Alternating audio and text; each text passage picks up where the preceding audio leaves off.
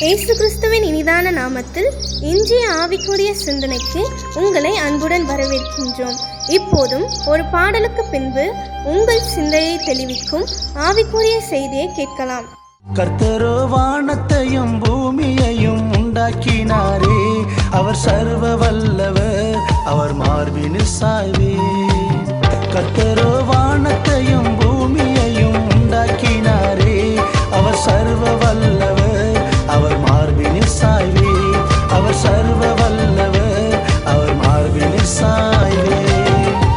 ஆண்டவரும் இரட்சகருமாக இயேசுவின் இனிதான நாமத்தினால் உங்களை வாழ்த்துகிறேன். இந்த நாள் நம்முடைய ஆவிக்குரிய சிந்தனைக்காக ஏசாயா தீர்க்கதரிசியின் புஸ்தகம் 40ஆம் அதிகாரம் 28ஆம் வசனத்தை நான் வாசிக்கிறேன்.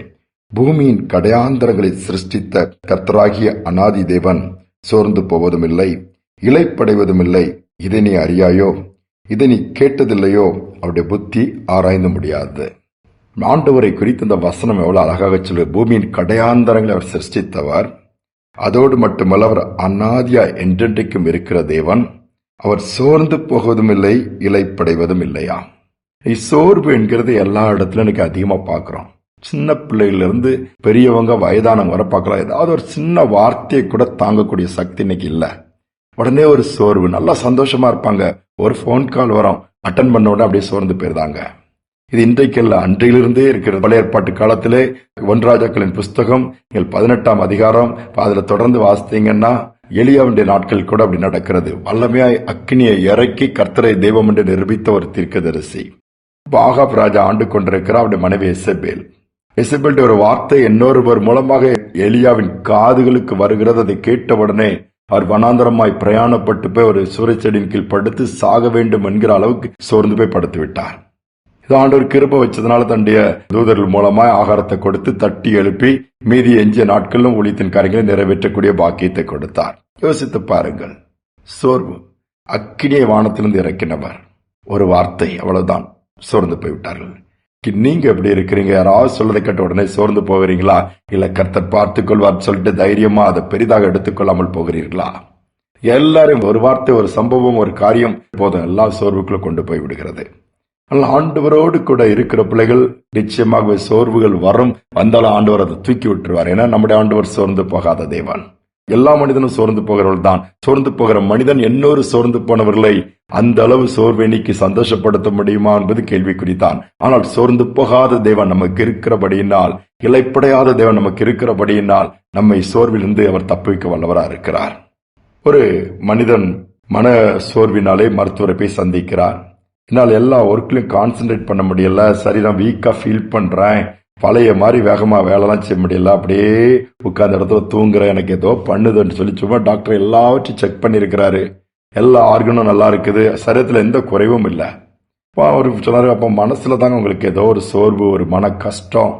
என்ன பண்ணுங்க, ஒரு நல்ல ஒரு கதை புத்தகங்கள், நகைச்சுவை கதை புத்தகங்கள்லாம் படிங்க, கொஞ்சம் மைண்ட் சரியாகும் போது அதுக்கு அவர் முடியாதுன்ட்டாரு. சரி, நல்ல ஒரு சிரிப்பு நாடகம் ஏதாவது போய் பாருங்க, ஏதாவது திரையரங்களை போய் பார்த்தீங்கன்னா உங்களுக்கு மைண்ட் கொஞ்சம் ரிலாக்ஸேஷன் கிடைக்கும், நீங்க கொஞ்சம் சிரிப்பீங்க, சரியாயிரும். அதுவும் முடியாதுன்ட்டாரு. என்னடா அந்த மனுஷனுக்கு சொல்ல டாக்டர் யோசித்து, சரி எனக்கு இன்னொரு ஐடியா வருது. நம்ம பட்டணத்துல ரீசெண்டாவே ஒரு சர்க்கஸ் வந்திருக்குது, போடுறாங்க, நிறைய கூட்டம் போறாங்க. அதுல ஒரு கோமாளி ரொம்ப பெர்ஃபார்ம் பண்றது சூப்பர்வா இருக்குது. நீங்க அதை பாத்தீங்கன்னா சிரிக்காத யாரும் இருக்க முடியாது. எல்லாருடைய கவலைகள், கண்ணீர் எல்லாமே போய் சந்தோஷமா குலுங்கி குலுங்கி சிரிக்கலாம். அங்க போய் பாருங்கன்னா நீங்க அதை அட்டன் பண்ணி ட்ரை பண்ணுங்கன்னு சொல்லி சஜஷன் கொடுக்கிறாரு. அப்ப அந்த மனுஷன் தலையாட்டி நோ அதெல்லாம் முடியாது சொல்லல. அப்படியே டாக்டரை பாக்குறாரு. என்ன பாக்குறீங்க?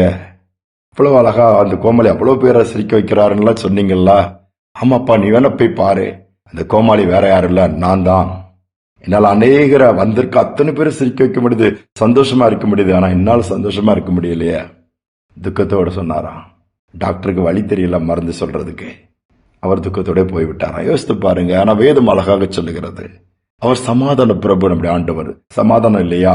மற்றவங்கிட்ட போயிட்டு மனசு சரியில்லை கொஞ்சம் பேசணும்னு வந்தீங்க, தோற்று போவீங்க, ஏமாந்து போவீங்க, டிசப்பாயிண்டட் ஆயிருவீங்க. மாறாக ஆண்டவர் சமூகத்துக்கு வாங்க, ஆண்டவர் சோர்வை மாற்றி போடுவார். சோர்ந்து போகாத தேவன். அல்லது ஆண்டவர் நம்மை தேற்றி தூக்கி நிறுத்திடுவாரு. ஆண்டோட பிள்ளைகளா இருந்தா போதும், ஆண்டவரே, நம்முடைய பிள்ளை என்ன நடத்துங்கன்ட்டு உங்க சோர்வுக்குரிய காரியங்கள் எதுவாக இருந்தாலும், இந்த காரியம் என்ன துக்கப்படுத்துது, இந்த காரியம் மனவேதனைப்படுத்துகிறது, இந்த காரியம் மன அழுத்தத்தை கொண்டு வருகிறது, இந்த காரியம் மனமடிவை கொண்டு வருது, எனக்கு உதவி செய்யுங்கன்ற ஒரு விண்ணப்பத்தை வைத்து பாருங்க. தட்டி எழுப்பி தைரியம் கொடுத்து, நீங்க போக வேண்டிய தூரம் வெகு தூரம் அல்லவா, தொடர்ந்து நட மகனே நட மகளேன்னு சொல்லி தைரியமா நியமித்த பாதையில ஓட வச்சிருவாரு. ஆண்டவர் கரத்துல கொடுத்துருவோம். அவரோட சோர்ந்து போய் இதை கேட்கலாம். வாழ்க்கையில என்ன இருக்குது, எல்லாமே இப்படித்தானே இருக்கு, ஏமாற்றமும் எல்லாமே ஒரு நம்பிக்கை இல்லாத ஒரு உலகமா போயிட்டு அவர் பக்கம் இருக்கட்டும். ஆண்டவரை நம்பலாம். அவர் பூமியின் கடையாந்தரங்களை சிருஷ்டித்தவர். அவர் கர்த்தராய் அநாதி தேவன், சோர்ந்து போவதில்லை, இலைப்படுவதில்லை. இதை நாம் அறிந்து கொண்டால் போதும், கேட்டால் போதும், காரியம் நடக்கும். ஜெபிப்பும். அன்பின் தகப்பனே, எங்கு பார்த்தாலும் ஒரு சோர்வுக்குள்ள இந்த உலகம் போய் கொண்டிருக்கிறது. எல்லா மனிதர்கிட்ட ஒரு துக்கம், ஏதோ ஒண்ணுமே புரியல, ஏதோ ஒரு இருதயத்தில் ஒரு வெற்றிடம், மனசே சரியில்லை புலம்புகிற பிள்ளைகள் யாரெல்லாம் இந்த செய்தி கேட்டு எனக்கு மனதில் ஒரு நிம்மதி வேணும், ஒரு ஆறுதல் வேணும், ஒரு தெளிவு வேணும், ஒரு தைரியம் வேணும், திடனற்று போயிட்டேன், நான் பலனற்று போயிட்டேன், என் எதிர்காலத்தை குறிச்ச பயம், தனிமை குறிச்ச ஒரு பயம், எல்லா பக்கத்திலும் நெருக்கப்படுகிறேன், ஒவ்வொரு வார்த்தையிலும் என்ன உடைக்குது, உலகம் என்ன புரிந்து கொள்ளல, உறவுகள் என்ன ஏற்றுக்கொள்ளலன்னு சொல்லி அங்கலாய்க்கிற பிள்ளைகளை இந்த நாளில தைரியப்படுத்தி வலதுகையை பிடிச்சி பயப்படாத துணை நிற்கிறேன்னு சொல்லி சோர்வுகள் எடுத்து போகப்பா. சோர்ந்து போய் முடங்கி இருக்கிற பிள்ளைகளை இயேசுவின் நாமத்தில் இந்த வார்த்தைகள் எழுப்பட்டும். நீர் சோர்ந்து போகாத தேவன் அல்லவா, இந்த பிள்ளைகளை எப்படி சோர்ந்து போவது? திடன் கொடுத்து தைரியம் கொடுத்து தூக்கி நிறுத்துவதற்காக ஸ்தோத்திரம் வழி நடத்துவதற்காக நன்றி. துதிகரமை ஏற்றுக்கொள்ளும் இயேசுவின் நாமத்தில் பிதாவே, ஆமேன் ஆமேன். சோர்ந்து போகாத தேவன் நமக்கு இருக்கிறாரு. அவரிடம் உங்களுடைய வேதனைகளை, பிரச்சனைகளை, பாடுகளை சொல்லுங்க. சோர்வுகளை நீக்கி தொடர்ந்து ஓட வைப்பார். சிந்தனையோடு இந்த நாளை தொடருவோம். மீண்டும் நாளை தினம் சந்திப்போம். என்னதான் நேர்ந்தாலும் சோர்ந்து போகாதீங்க, என்னதான் நேர்ந்தாலும் சோர்ந்து போகாதீங்க. நம்மை அழைத்த தேவன் கைவிட மாட்டார், சந்தோஷமாயிருங்க. நம்மை அழைத்த தேவன் கைவிட மாட்டார், சந்தோஷமாயிருங்க. சந்தோஷமாயிருங்க, எப்பொழுதும் சந்தோஷமாயிருங்க. சந்தோஷமாயிருங்க, எப்பொழுதும் சந்தோஷமாயிருங்க.